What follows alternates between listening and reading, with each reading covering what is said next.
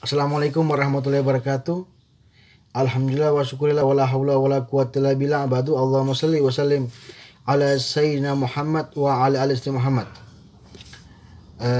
Pertama-tama puji syukur kehadirat Allah SWT di mana kita dipertemukan secara visualisasi atau secara video agar kita terhindar dari wabah tersebut atau wabah virus corona. Dan saya harap adik-adik mahasiswa itu juga sama, insya Allah dijaga kesehatannya, diperkuat imunnya sehingga selalu sehat walafiat. Jadi insya Allah ini pertemuan saya akan komparasikan antara Google Classroom dengan website saya sekaligus YouTube. Nah, saya khawatir kenapa saya menggunakan YouTube? Saya khawatir ada beberapa mahasiswa yang jika saya jadwalkan pada hari jam sekian, mereka tidak mempunyai data. Oleh karena itu, saya menggunakan YouTube itu video agar supaya kalian bisa buka materi saya dimanapun jam berapapun. Artinya tidak mengenal waktu. Jadi ketika Anda berkunjung ke tempat rumah teman yang ada wifi, Anda bisa buka. Itu saya harapkan. Jadi ini materi pertama, dan sebenarnya ini materi kedua untuk anak PPI. Kita akan belajar mengenai masalah studi hadis. Studi hadis yang saya sudah muat di file saya muhsindosen.com, di mana hal tersebut ada beberapa slide yang saya utarakan nanti. Saya akan perlihatkan kepada adik-adik mahasiswa mengenai masalah tersebut. Kita akan pelajari apa itu hadis, apa itu athar, apa itu hadis qudsi, apa itu khabar, sekaligus ruang lingkupnya seperti apa. Oke, kita akan lihat. Saya akan balik.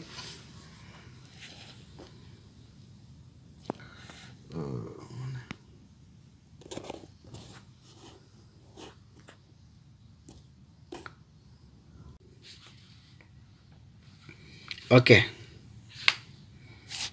Studi hadis, ulumul hadis, atau kenapa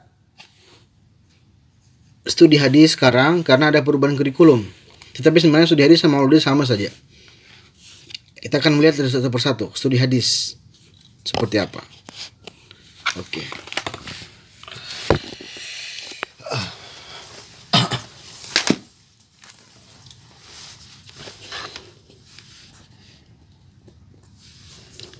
Oke, kurang besar layarnya. Studi hadis.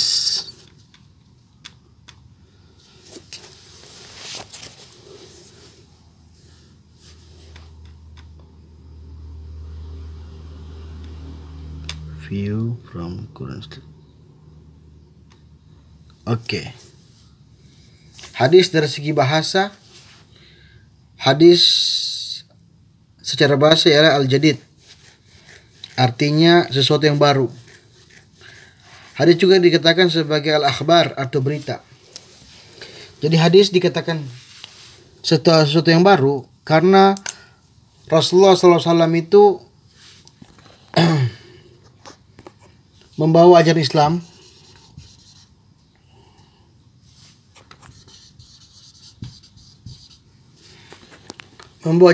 itu hal-hal yang baru, sehingga dikatakan hal yang baru.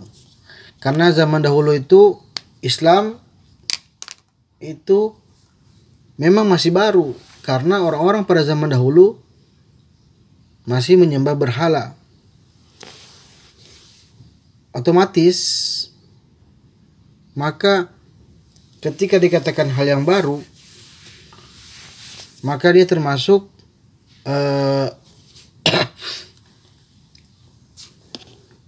sesuatu yang dikatakan oleh lingkungan setempat itu hal yang baru. akhbar. Dikatakan akhbar karena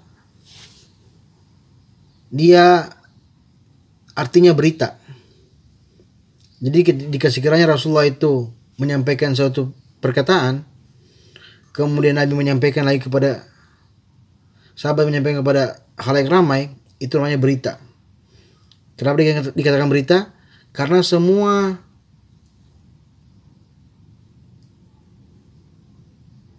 kisah, semua peristiwa itu hal yang bersifatnya berita. Sama lagi. Adapun secara istilah, artinya aqwal Nabi sallallahu alaihi wasallam wa af'aluhu wa aqwaluhu hatta al-ihwal, yaitu perkataan Nabi Muhammad sallallahu alaihi wasallam ataupun perbuatan Nabi Muhammad, dan al-ihwal. Apa itu al-ihwal? Ialah karakteristik Nabi Muhammad, sejarah kelahirannya, dan kebiasaan-kebiasaan beliau. Ada juga yang mengartikan wa ma udhifa ila Nabi sallallahu alaihi wasallam qaulan aw fi'lan aw taqriran aw sifatan. Annal haditsa la yahtasu bil marfu wa huwa ma udhifa ila sahaba wal ma'tu wa huwa ma udhifa ila tabi'in. Artinya sungguhnya hadis itu tidak hanya kepada yang marfu tetapi dia juga bisa khususnya kepada yang marfu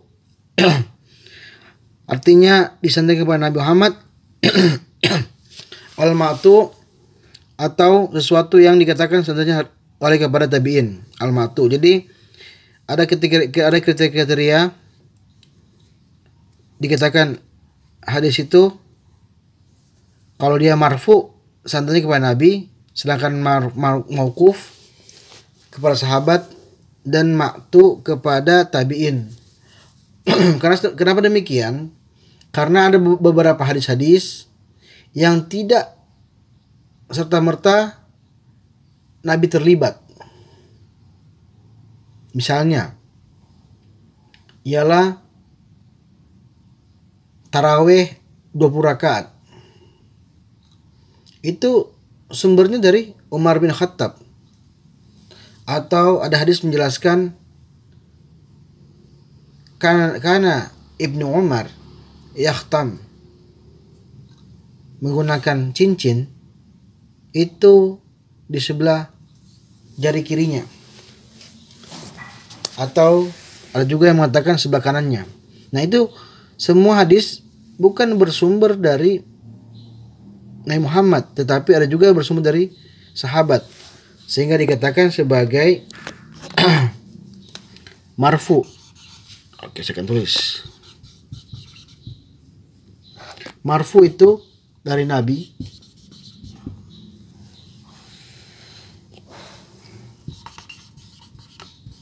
Ma'tu dari mauquf dari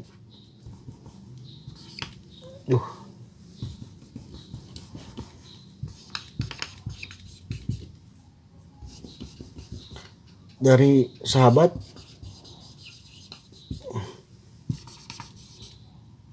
dan ma'tu dari tabi'in. Oke. Jadi tidak serta-merta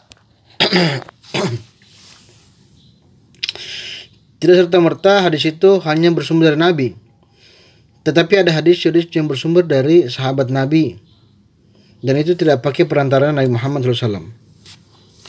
Oke, sambung. Nah, ini berbedanya.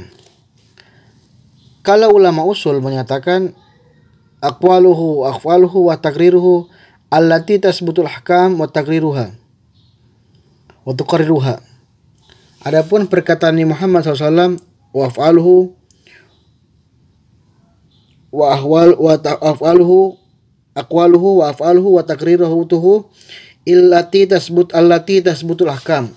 Artinya ulama usul mengatakan segala perbuatan Muhammad, perkataan Muhammad dan takdirnya yang berhubungan dengan hukum.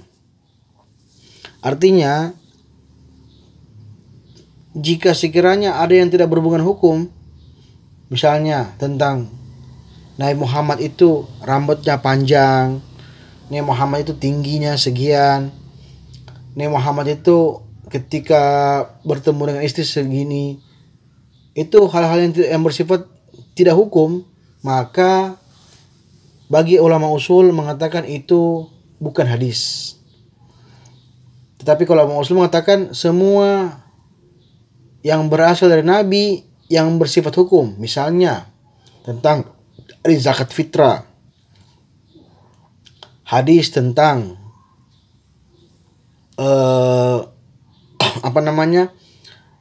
puasa, sholat, itu semua sifatnya hukum. Oleh karena itu dia kategorinya hadis bagi ulama usul. Tapi kalau ulama lain tidak seperti itu. Nah, di sini ada perbedaan antara sunnah, khabar, dan athar.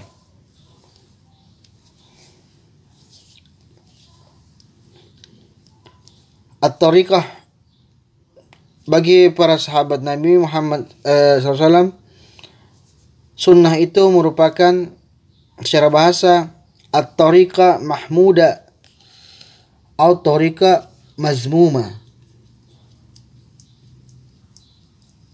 Artinya jalan yang terpuji atau jalan tercela. Dalam Al-Quran jelaskan, dalam Quran surah Al-Isra itu 7, sunnah man qadra arsalna qablika man rasulina wala tajid li sunnatina tahwila. Artinya kami menetapkan dan dengan demikian sebagai suatu ketetapan terhadap rasul-rasul yang kami anggap itu utusan sebelum kamu, dan tidak akan kamu dapat perubahan bagi ketetapan kami. Ini secara istilah ya. Ini maksudnya saya gunakan sebagai perumpamaan bahwasanya sunnah juga digunakan dalam Al-Quran Al-Isra ayat 77. Tapi sunnah di sini diartikan ma usira an Nabi sallallahu alaihi wasallam, ma usira an Nabi sallallahu alaihi wasallam min gaulin aw fi'lin aw taqririn aw sifatin halqiyah aw khalqiyati aw siratu aw siwa'un kana qabla al-ba'thi aw ba'daha. Artinya segala yang bersumber dari Muhammad, baik berupa perkataan, perbuatan, takrir, perangai, budi pekerti, perjalanan hidup Nabi Muhammad SAW, diangkat ataupun sesudah diangkat. Nah, inilah perbedaannya antara ulama-ulama hadis dan ulama usul. Ulama usul ba'da, katanya ba'da, sesudah diangkat nih Nabi. Sedangkan ulama usul mengatakan artinya sebelum diangkat juga kategorinya hadis. Misalnya peristiwa dibelah dadanya Muhammad, peristiwa tentang Rasulullah menikahi Khadijah, itu kan semuanya peristiwa-peristiwa yang diangkat sebelum Nabi Muhammad jadi nabi. Jadi kalau ada peristiwa itu kemudian dikisahkan, ada hadisnya, maka itu bagi ulama sunnah, ulama usul, ulama fikih, ulama hadis, itu kategorinya sunnah juga. Oleh karena itu Al-Quran telah memberikan gambarannya, laqad kana lakum fi Rasulillahi uswatun hasanah faman kana yarjullaha wal yaumil akhir wa dzakarallaha katsiran. Oleh karena itu Rasulullah sallallahu alaihi wasallam itu diutus di muka bumi itu sebagai suri teladan. Artinya ketika Rasulullah lahir, dari situlah kita bisa lihat bahwasanya Nabi Muhammad itu menjadi suri teladan, dan itu bisa diambil menjadi kisah-kisah atau bisa diambil sebagai sunnah atau sebagai hadis. Ini pengertian sunnah. Lanjut.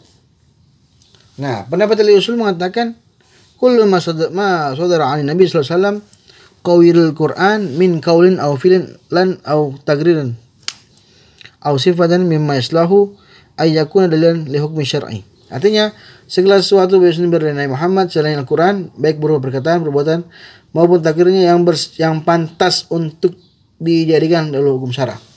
Nah, kalau mau lebih lagi sini, sunnah itu ialah merupakan sesuatu yang harus bersumber hukum. Artinya jika sesuatu ada peristiwa Nabi Muhammad itu bersumber dari hukum, itu bisa diambil jadi hadis atau sunnah.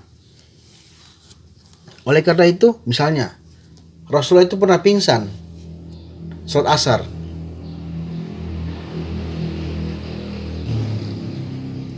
Nah, dia pernah pingsan. Apakah itu jadi sunnah Nabi? Jadi kalau kita menjadikan sunnah itu berbahaya. Dalam artian setiap umat Nabi Muhammad harus pingsan ketika salat asar. Tapi kan tidak mungkin. Oleh karena itu bagi ulama-ulama usul hanya bersifat sunnah, hanya bersifat hukum saja yang bisa dijadikan sebagai sumber hukum atau sebagai hadis Nabi.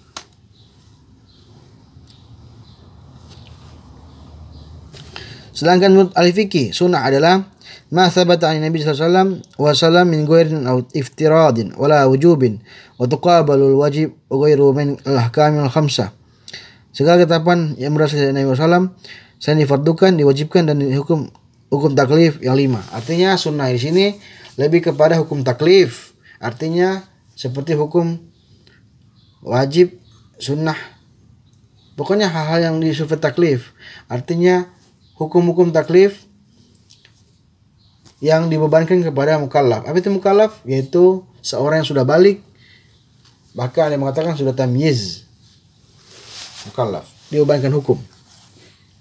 Oke, lanjut. Nah, ini khabar hasar. Khabar menurut bahasa serupa dengan makna hadis, yakni segala sesuatu yang disampaikan kepada orang lain. Sedangkan menurut istilah hadis ialah khabar ialah sama dengan artinya hadis. Keduanya dapat dipakai daripada marfu, mauquf, ma'tu. Yang saya katakan tadi bahwa Rasulullah itu ketika menjelaskan sebuah hadis ada yang bersifat marfu. Marfu itu bersumber dari Nabi. Kalau mauquf bersumber dari sahabat dan ma'tu bersumber dari tabi'in. Jadi khabar bisa digunakan kedua-duanya. Asar secara bahasa bermakna bekas. Sedangkan secara istilah ialah ma ruwiya anis sahaba wa yajuzu itlaqu ala kalamin nabi yadhan. Segala sesuatu yang diriwayatkan oleh sahabat dan boleh juga disandarkan kepada nabi, baik perkataan perbuatan. Adapun ulama Khurasan membedakan yaitu dengan hadis nabi, khabar sahabat, dan asar ialah tabi'in. Oleh karena itu para ulama sepakat bahwasanya membedakan untuk antara khabar, asar, dan hadis. Ada yang mengatakan hadis itu sumbernya dari Nabi, khabar itu sumbernya dari sahabat, asar itu sumbernya dari tabi'in. Kenapa demikian? Karena saya katakan tadi bahwasanya tidak semua hadis itu bersumber dari Nabi Muhammad. Ada juga hadis-hadis yang bersifatnya mauquf, artinya hanya sahabat saja yang menyampaikan hadis. Oke, kita lanjut. Hadis qudsi. Apa itu hadis qudsi? Hadis qudsi adalah lebih kepada kudus. Hadis qudsi ini sifatnya di tengah-tengah. Sifatnya tengah-tengah, artinya dia ini antara Al-Quran dan hadis, tapi dia lebih condong kepada hadis. Kenapa demikian? Karena sebagian pengertiannya bahwasanya sesuatu yang dikabarkan oleh Allah Taala kepada Nabi Muhammad baik berupa ilham, mimpi yang kemudian Nabi Muhammad menyampaikan makna dari ilham mimpi tersebut, sehingga ungkapan yang kata beliau, "Qul hadis yudifu fihi Rasulullah sallallahu alaihi wasallam qaulan Allah azza wa jalla." Oleh karena itu hadis qudsi lebih kepada perkataannya dari Rasulullah, sedangkan maknanya dari Allah. Yang paling sering didapatkan ialah saumuli wa ana ajzibih. Artinya hadis tersebut saumuli, artinya puasa itu untukku, wa ana ajzibih, dan pahalanya untukku. Oke. Apa yang membedakannya? Ciri khasnya adalah ada redaksi hadis qala yaqulullah, ada redaksi fi ma rawa yarwi anillah, dengan ada redaksi semakna dengan redaksi tersebut. Artinya jika ada beberapa hadis yang berbentuk yaqulullah ta'ala, maka itu hadis qudsi. Karena kebanyakan hadis itu qaul Nabi sallallahu alaihi wasallam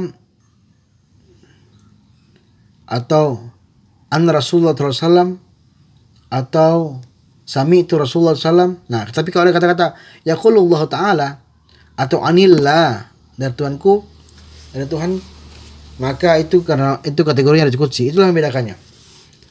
Terus ada pertanyaan, kenapa harus ada hadis qudsi? Kenapa nggak langsung hadis saja? Jelas, hadis qudsi itu tujuannya untuk membedakan mana yang bersumber dari Allah, tetapi perkataan dari Nabi Muhammad. Nah, karena tidak semua yang bersumber dari Nabi Muhammad, dari Allah itu sifatnya berupa hadis. Ada sifatnya yang bersumber dari Allah dan kalamnya dari Allah. Misalnya Al-Quran. Al-Quran itu ialah perkataan dari Allah, maknanya dari Allah, dan Nabi tidak bisa merubahnya. Seperti itu. Itulah bedanya antara Al-Quran dan hadis qudsi. Sehingga kalian tidak perlu khawatir antara bercampurnya antara hadis qudsi dengan Al-Quran. Insya Allah tidak akan terjadi.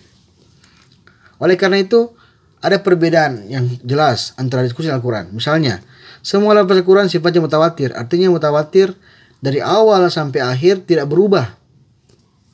Dan sama semua. Anda mau tinggal di Jepang, Anda mau tinggal di Hong Kong, Anda mau tinggal di Palu, pasti bunyinya qul huwallahu ahad. Tapi kalau hadis qudsi tentu beda. Dia bisa jadi berubah. Seperti itu. Kenapa? Karena sifatnya tidak mutawatir. Antara Allah dan Nabi saja, tapi perkataannya dari Nabi. Ada larangan periwayatan dengan makna dalam Al-Quran, sedangkan hadis qudsi tidak. Ketentuan hukum baca bagi Al-Quran tidak berlaku pada hadis qudsi. Al-Quran biasa bisa dibaca ketika sholat, sedangkan hadis qudsi tidak. Artinya Al-Quran memang bisa dibaca ketika sholat. Hadis qudsi tidak bisa. Prosesnya beda. Al-Quran lafaznya dari Allah, sedangkan hadis qudsi maknanya dari Allah, sedangkan lafaznya dari Nabi Muhammad SAW. Itulah bedanya antara hadis qudsi dengan Al-Quran.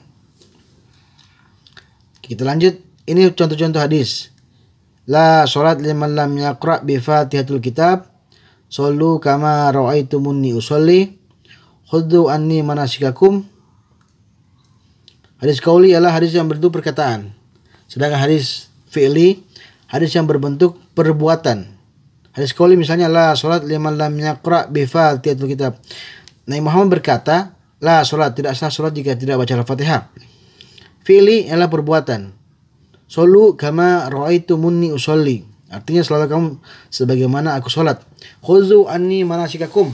Artinya ambillah dariku cara-cara berhaji. Dia mengatakan takrir ini merupakan ketetapan. Jadi ketika itu Rasulullah diperhidangkan untuk makan dhab atau biawak. La, kata Rasulullah, la walakinnahu laysa fi ardi qaumi kullu fa innahu halal. Artinya tidak. Sesungguhnya Rasulullah SAW itu tidak dhab ini binatang tidak ada di negeriku. Makanlah, sungguh dia halal. Jadi Rasulullah itu ketika itu dipersilakan untuk makan dhab atau sejenis biawak, tetapi Rasulullah tidak mau karena beliau tidak terbiasa. Tapi Rasulullah memberikan kepada mereka halal. Nah, ini merupakan ketetapan Nabi Muhammad. Hammi ini adalah hasrat Nabi Muhammad. Jadi hina sama Rasulullah SAW yauma Asyura wa amara bisyamihi qala ya Rasulullah innahu yauma tu'azzimuhu al-yahuda wan nasara faqala fa idza kana al-'am al-muqbal insyaallah sumna al-yawm at-tasi'.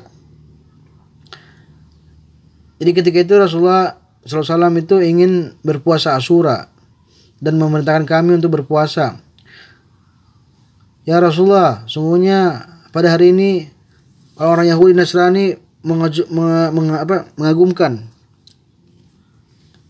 Kemudian pada hari Asyura ini tu'azimu Yahudi wa Nasara, diagungkan oleh orang Yahudi Nasrani.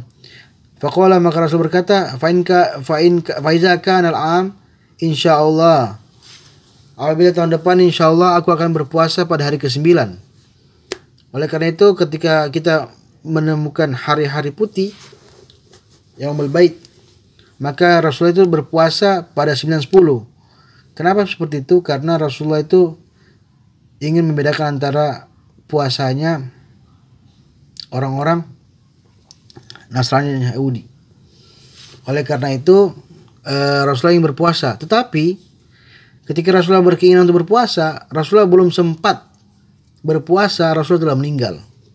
Sehingga itu namanya kategori hadis hammi. Artinya hadis yang bisa kita kerjakan mendapatkan pahala meskipun itu hanya hasratnya Nabi Muhammad SAW. Ahwali, yang terakhir hadis ahwali. Ahwali ialah kata Rasulullah SAW, ahsanun nas wajahan wa ahsanu khalqan laisa bitawil al-ba'in wala bil-qasir. Adapun Rasulullah itu ialah sebaik-baiknya manusia, wajahan wa ahsanu khalqan laisa bitawil al-ba'in. Dia merupakan sebaik ciptaan, tidak tinggi tidak pendek, dan dia merupakan sebaik-baik ciptaan. Seperti itu. Ini ahwali maksudnya keadaan Nabi Muhammad. Jadi ini juga kategori hadis Nabi Muhammad SAW.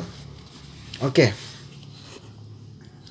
Inilah demikian terkait masalah pertemuan pertama kita. Oke, demikianlah hadis terkait masalah studi hadis untuk pertemuan pertama kita, di mana saya akan membuka slide seperti ini. Membuka slide seperti ini. Kemudian saya akan tayangkan videonya dan dengarkan saya punya penjelasan. Jika ada pertanyaan-pertanyaan silahkan tanya di grup, di WA. Dan saya harap ini membuka kalian punya wawasan mengenai masalah hadis. Bahwasanya hadis Nabi Muhammad SAW itu bahwasanya dia sangat luas. Bahkan ilmu hadis ini, studi hadis ini, studi yang sangat urgen dalam Islam. Kenapa demikian? Karena Rasulullah bersabda, taraktu fikum amrayni lan tadillu badan ma tamassaktum bihima, kitabullah wa sunnati rasul. Bahwasanya Rasulullah SAW itu meninggalkan dua perkara, yaitu sunnah Al-Quran dan sunnah Nabi. Jika sekiranya kita berpegang teguh kepada kedua hal tersebut, tidak akan sesat. Oleh karena itu, saya menghimbau kepada para mahasiswa agar memperhatikan mata kuliah ini, karena kita di studi hadis ini saya akan bertujuan untuk memberikan gambaran bahwa Islam itu sangat fleksibel, di mana Rasulullah itu memberikan gambaran begitu banyak hadis sehingga banyak perbedaan-perbedaan ulama, perbedaan-perbedaan pendapat itu disebabkan karena hadis. Tidak serta-merta hadis itu satu. Oleh karena itu ada yang sholatnya berbeda, ada yang seperti ini, ada yang seperti ini, macam-macam. Karena perbedaan hadis, ada yang sholat tarawih 20, ada yang sholat tarawih 8, ada yang kunut, ada yang tidak kunut. Itu semua karena perbedaan hadis. Nanti saya akan jelaskan semuanya di pertemuan-pertemuan berikutnya dengan lebih detail dan lebih jelas.